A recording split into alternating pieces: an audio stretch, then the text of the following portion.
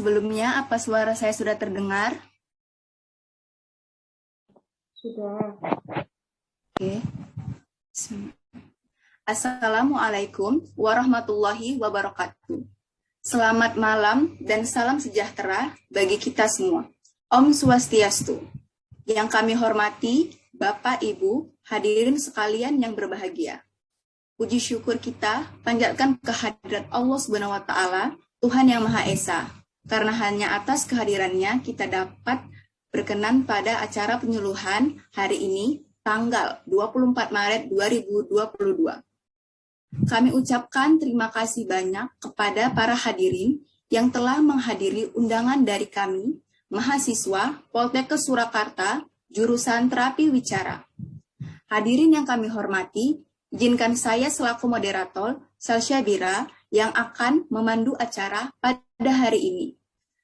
Selanjutnya, saya akan membacakan susunan acara sebagai berikut. Pertama, pembukaan oleh saya sendiri. Kedua, penyajian materi. Ketiga, tanya jawab. Keempat, penutup. Acara pertama yaitu pembuka. Sebelumnya, marilah kita bersama-sama membuka acara ini dengan bacaan basmalah. Bismillahirrahmanirrahim. Kepada seluruh hadirin, apabila tidak berhalangan untuk menghidupkan kamera, dipersilahkan. Terima kasih. Selanjutnya, acara yang kedua, yaitu penyajian materi yang akan disampaikan oleh rekan saya, Ivo dan Akila. Kepada mereka, saya berikan waktu dan tempat. Assalamualaikum warahmatullahi wabarakatuh. Perkenalkan, nama saya Akila Lutfi Ahmada. Kelompok kami akan menjelaskan tentang stroke tidak mengenal usia.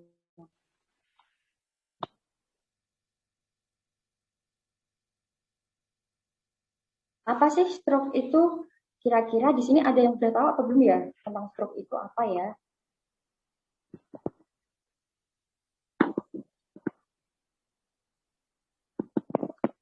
Ya, jadi stroke menurut WHO yaitu suatu keadaan di mana ditemukan tanda-tanda klinis yang berkembang cepat berupa defisit neurologi, lokal dan global, yang dapat memberat dan berlangsung lama selama 24 jam, atau lebih dan atau dapat menyebabkan kematian. Stroke adalah kondisi yang terjadi ketika pasokan darah ke otak berkurang akibat penyumbatan stroke iskemik, atau pecahnya pembuluh darah, atau disebut dengan stroke hemoragik. Tanpa darah, otak tidak akan mendapatkan asupan oksigen dan nutrisi, sehingga sel-sel pada area otak yang terdampak akan segera mati.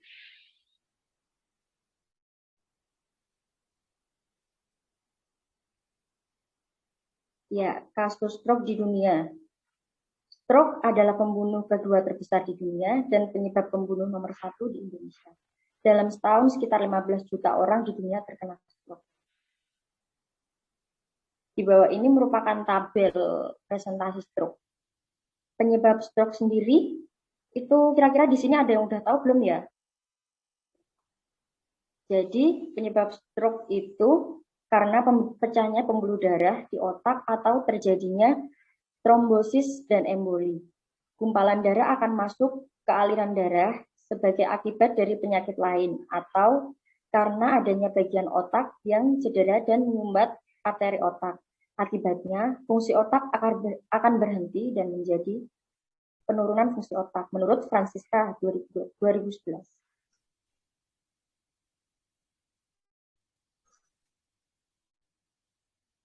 Ada berapa jenis stroke yang Anda ketahui? Ya, di sini ada 4 jenis stroke, yaitu stroke iskemik. Stroke iskemik sendiri merupakan terjadi ketika gumpalan darah membuat darah tidak mengalir ke otak. Gumpalan darah sering disebabkan oleh aterosklerosis yang merupakan penumpukan timbunan lemak pada lapisan dalam pembuluh darah. Sel-sel otak perlahan mulai mati dalam hitungan menit akibat kekurangan oksigen dan nutrisi. Stroke iskemik dibagi menjadi dua, yaitu stroke trombotik, yaitu merupakan jenis stroke iskemik yang terjadi akibat adanya penggumpalan darah. Gumpalan darah ini terbentuk pada pembuluh darah, arteri yang menyuplai darah menuju otak. Dua, stroke emboli. Stroke iskemik terjadi karena pembekuan darah atau plak di dalam jantung atau pembuluh arteri besar yang terjangkau menuju otak. Gumpalan darah tersebut kemudian bergerak menuju ke aliran darah menuju otak. Sekitar 15% penderita stroke emboli biasanya mengalami atrial fibrilasi atau gangguan irama jantung. Biasanya atrial fibrilasi terjadi pada bilik jantung bagian atas. Yang kedua yaitu stroke hemoragik atau stroke berdarah. Stroke hemoragik adalah pecahnya saluran darah yang terdapat pada bagian dalam tengkorak hingga terjadi perdarahan sampai ke otak. Pada saat itu, sel-sel dan jaringan otak tidak mendapatkan suplai oksigen dan nutrisi yang memadai. Belum lagi hal tersebut menyebabkan tekanan di sekitar jaringan otak hingga muncul iritasi dan pembengkakan. Stroke hemoragik atau stroke berdarah. 1. Intracerebral hemoragik, pecahnya pembuluh darah dan darahnya masuk ke dalam jaringan yang menyebabkan sel-sel otak mati sehingga berdampak pada kerja otak. Stroke ini terjadi karena tekanan darah tinggi atau hipertensi. Perdarahan pada otak bisa muncul secara tiba-tiba dan terjadi sangat cepat. 2. Hemoragik subarachnoid.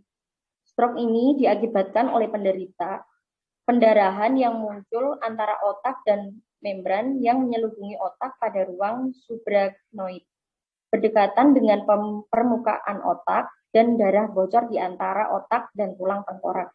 Biasanya salah satu tipe dari stroke hemoragik ini terjadi karena aneurisma, yaitu melemahnya dinding arteri sehingga rentan pecah biasanya dari lahir, atau malformasi arteri vena, yaitu penyakit bawaan yang menyebabkan terjadinya hubungan abnormal antara pembuluh arteri dan vena. Yang ketiga, stroke ringan atau transient ischemic attack.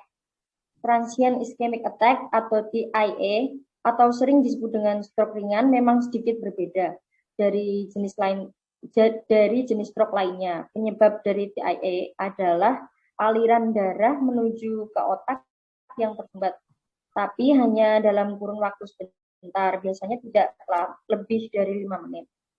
Yang keempat yaitu stroke mata. Menurut Penn Medicine, penyebab terjadinya stroke mata adalah sirkulasi pada pembuluh darah yang buruk.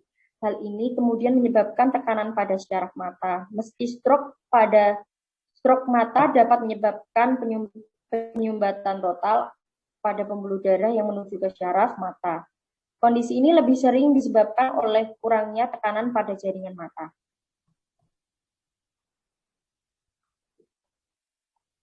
Ya, slide selanjutnya. Faktor risiko terjadinya stroke. Ditinjau dari faktor kesehatan, yaitu ada hipertensi, diabetes, kolesterol tinggi, obesitas, dan penyakit jantung atau ginjal. Sedangkan faktor dari gaya hidup, yaitu merokok, kurang olahraga, konsumsi obat terlarang, kecanduan alkohol. Kemudian faktor lainnya yaitu faktor keturunan dengan bertambahnya usia risiko stroke lebih tinggi. Selanjutnya, saya Aurivo akan melanjutkan pembacaan materi hari ini. Nah, pada usia berapa saja orang bisa terkena stroke? Umumnya, stroke menyerang orang-orang yang berusia lanjut, yaitu usia 60 ke atas. Namun, ternyata penyakit stroke ini juga dapat menyerang pada usia yang masih muda, yaitu usia 35 tahun sampai 49 tahun. Selanjutnya, penanganan pertama bila keluarga terserang stroke, yaitu yang pertama, jangan pindahkan penderita. Yang kedua, usahakan pasien berada dalam posisi nyaman. Yang ketiga, berikan minum agar tidak dehidrasi. Yang keempat, ungkapkan kata-kata yang menenangkan. Yang kelima, hindari mitos menusuk jari penderita dengan jarum. Selanjutnya, di sini akibat stroke pada bahasa dan bicara. Stroke dapat menyebabkan masalah pada bahasa dan bicara karena adanya kerusakan pada area bahasa di otak dan sistem saraf pusat yang mengendalikan organ-organ bicara.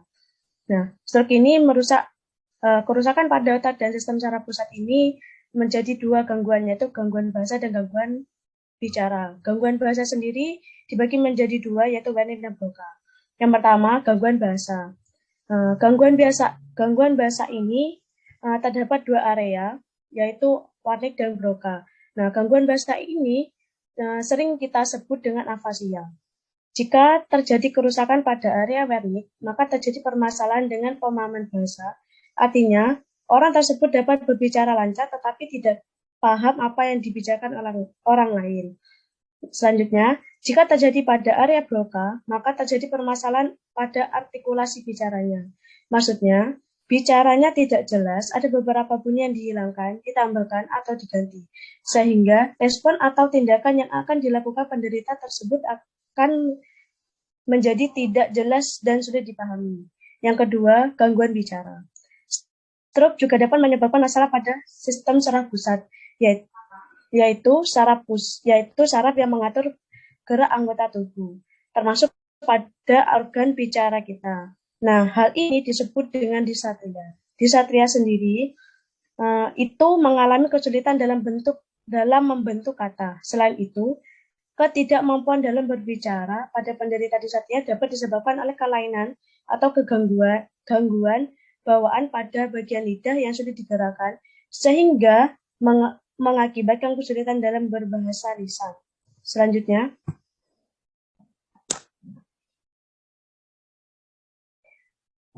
ini terdapat video yang berkaitan dengan stroke.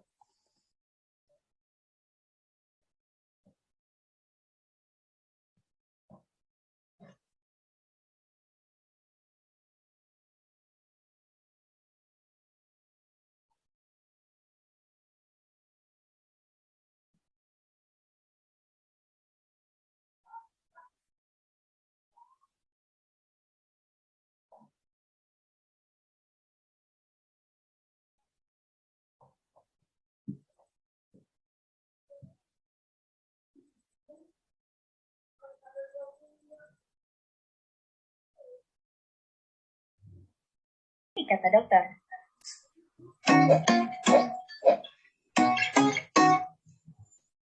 Pertama, mari kita kenali apa itu stroke. Jadi, sederhananya, stroke merupakan gangguan otak yang terjadi akibat penyumbatan atau pecahnya pembuluh darah di otak. Normalnya, otak dapat pasokan oksigen dan nutrisi dari darah. Apabila terjadi penyumbatan pembuluh darah di otak, maka otak akan kekurangan oksigen dan jaringan otak akan mati.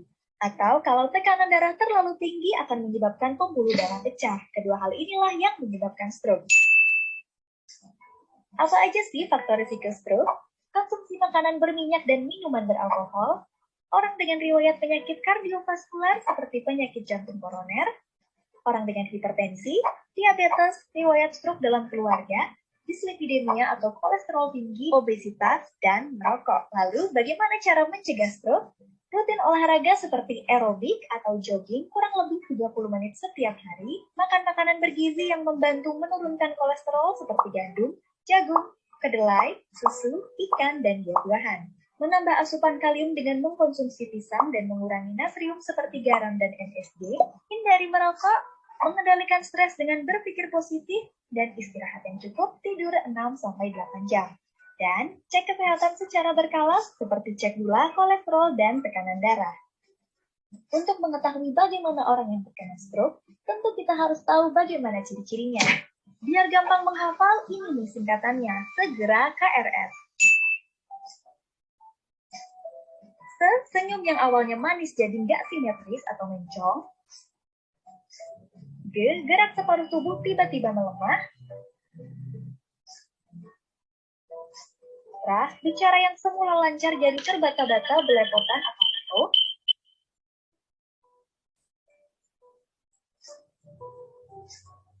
Kebas atau kesemutan separuh tubuh.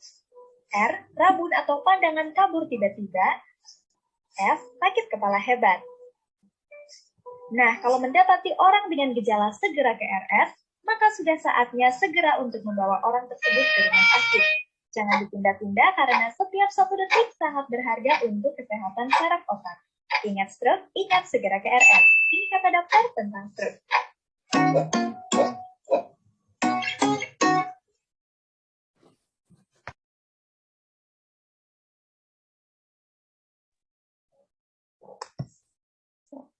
Dan untuk kesimpulan dan saran dari materi hari ini, yaitu kesimpulannya, stroke adalah penyakit yang menakutkan sebagai penyebab kecacatan nomor 1 dan penyakit mematikan nomor 3 di dunia. Dari laporan Riskesdas, kondisi stroke di Indonesia semakin meningkat. Tercatat prevalensi stroke tidak hanya menyerang usia lanjut, namun juga menyerang usia produktif. Salah satu jenis yang banyak ditemukan di masyarakat adalah stroke iskemik dibandingkan dengan stroke hemoragik. Saran yang tepat untuk menghindari stroke ini adalah menerapkan pola makan yang sehat, berolahraga secara rutin. 3. Hindari merokok dan mengonsumsi alkohol.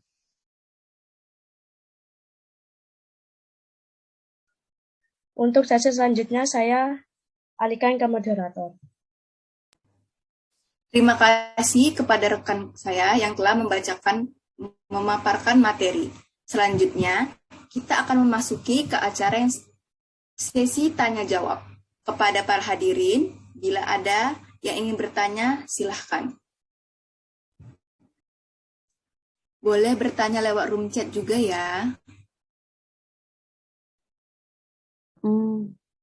Selamat malam. Selamat malam. Ya, saya udah chat tadi, ada satu pertanyaan dari saya. Iya, Bu. Iya, perkenalkan saya Ibu Isna. Ada beberapa pertanyaan yang akan saya tanyakan berkenaan dengan paparan yang sudah disampaikan tadi.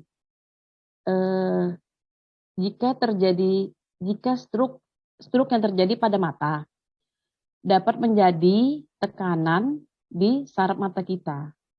Bahkan mungkin bisa terjadi penyumbatan total. Yang mau saya tanyakan, apakah suara terdengar ya? Terdengar ya suara saya ya? Terdengar, Bu. Ya. Yang mau saya tanyakan, apakah efek penyumbatan itu bisa mengakibatkan kebutaan total? Serta gejala apa saja yang biasanya dirasakan oleh si penderita? Itu pertanyaan saya. Terima kasih. Ya, baik, Bu. Pertanyaannya akan kita simpan dulu ya. Selanjutnya kita ke pertanyaan selanjutnya. Izin bertanya boleh? Iya, boleh. Ya. Assalamualaikum warahmatullahi wabarakatuh. Perkenalkan, nama saya Vidya Jarani. Di sini saya izin bertanya mengenai seperti yang tadi teman-teman sudah sampaikan atau tampilkan pada PPT sebelumnya bahwa stroke merupakan penyebab kematian terbesar. Yang ingin saya tanyakan, apakah penyebab terbesar stroke dan berapa lamakah proses penyembuhan serta apa saja yang mempengaruhi proses penyembuhan? Terima kasih. Baik, terima kasih juga. Selanjutnya, apakah ada yang ingin bertanya? Baik, sudah terkumpul 3 pertanyaan. Selanjutnya, saya akan menyerahkan kepada rekan saya untuk menjawab. Waktu dan tempat saya persilahkan. Sebelumnya izinkan saya untuk menjawab pertanyaan dari Ibu Isnania yang bertanya, apakah stroke mata dapat menyebabkan tekanan pada saraf mata, bahkan penyumbatan total? Apakah efek penyumbatan tersebut dapat memungkinkan mengalami kebutaan dan gejala apa saja yang dikeluhkan pada penderita? Pada kasus stroke mata, oklusi retina sentral, maka harus sesegera mungkin dilakukan perawatan. Hal ini bertujuan untuk mencegah terjadinya kerusakan saraf permanen yang akan berujung pada kebutaan.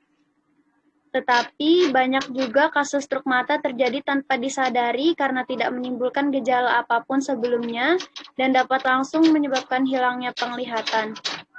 Sedangkan pada beberapa kasus lain yang mengalami gejalanya ada seperti penurunan kemampuan melihat secara tiba-tiba pada salah satu mata, penglihatan menjadi kabur pada salah satu mata secara mendadak, penurunan kemampuan melihat selama beberapa minggu.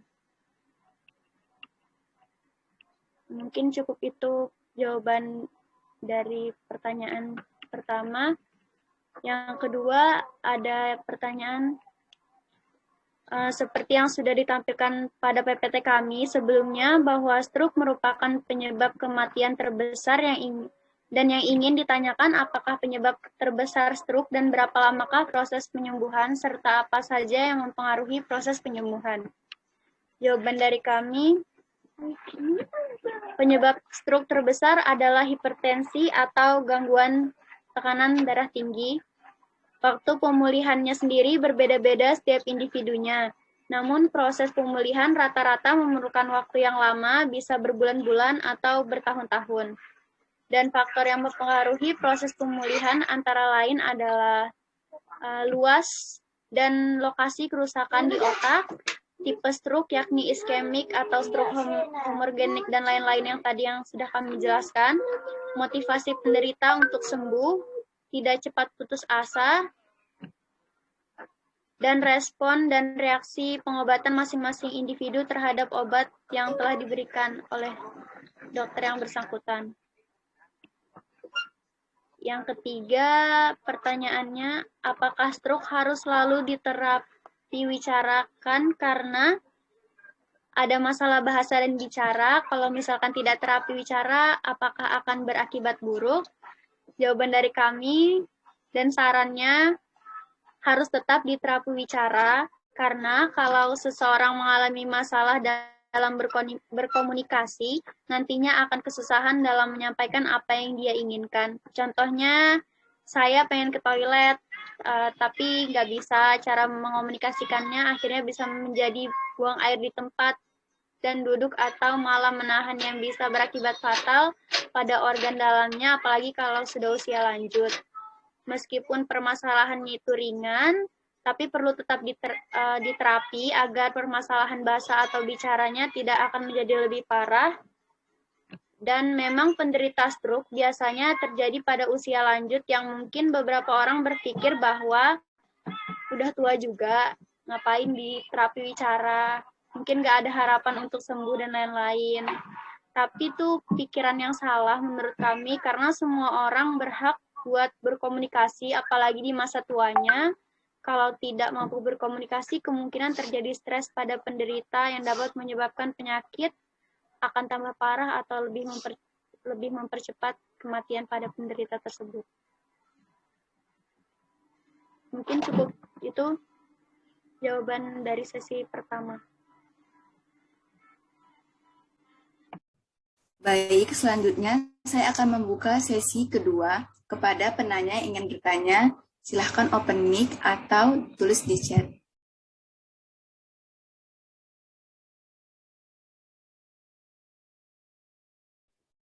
Izin bertanya,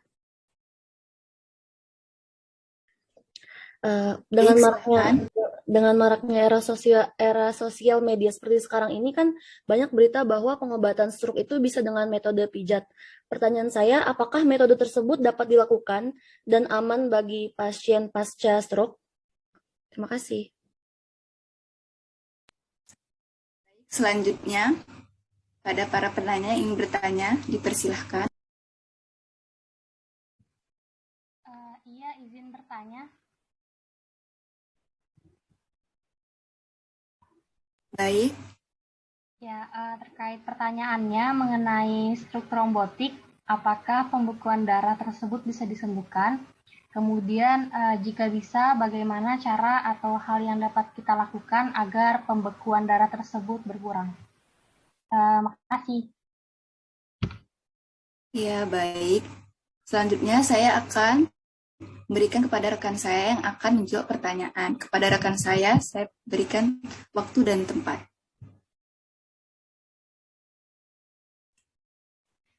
Baik, saya izin menjawab ya.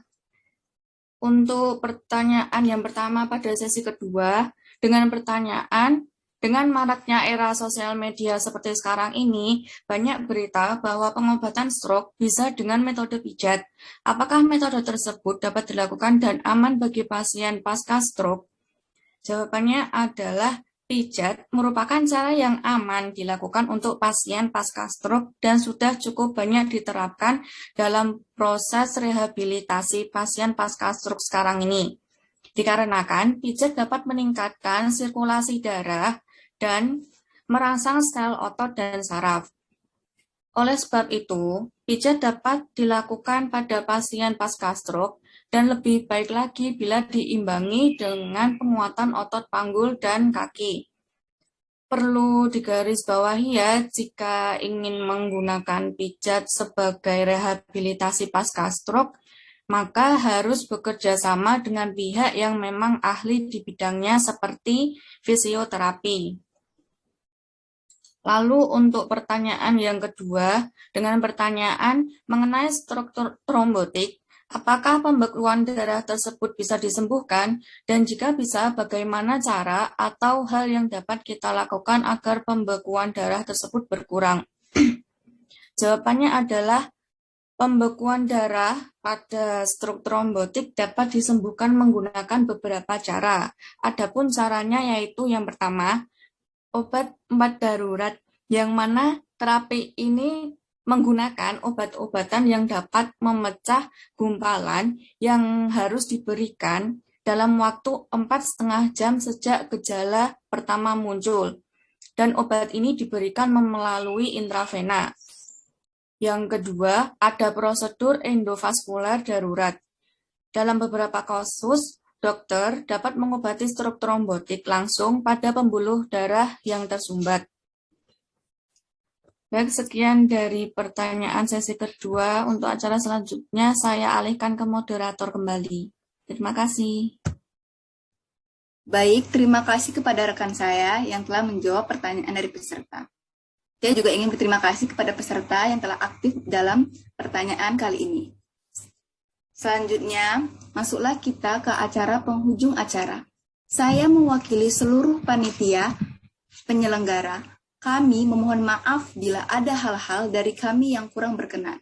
Semoga materi yang kami sampaikan hari ini bermanfaat untuk Bapak dan Ibu dan bisa diaplikasikan dalam kehidupan sehari-hari. Karena lebih baik mencegah daripada mengobati. Saya selaku moderator hari ini mengundurkan diri. Terima kasih atas partisipasi dari para peserta. Assalamualaikum warahmatullahi wabarakatuh. Waalaikumsalam. Waalaikumsalam. Waalaikumsalam Terima warahmatullahi kasih wabarakatuh. para peserta yang hadir hari ini. Terima kasih. Sama Kak. Kepada para peserta, boleh kita foto bersama terlebih dahulu?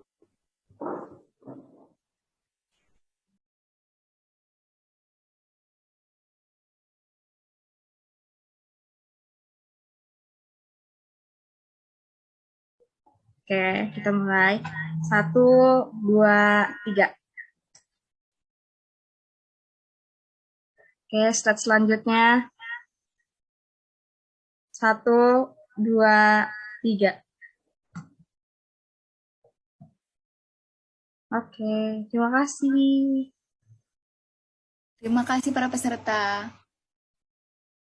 Sama-sama Kak Boleh. Tia. Iya, Bu, sudah boleh keluar dari Zoom.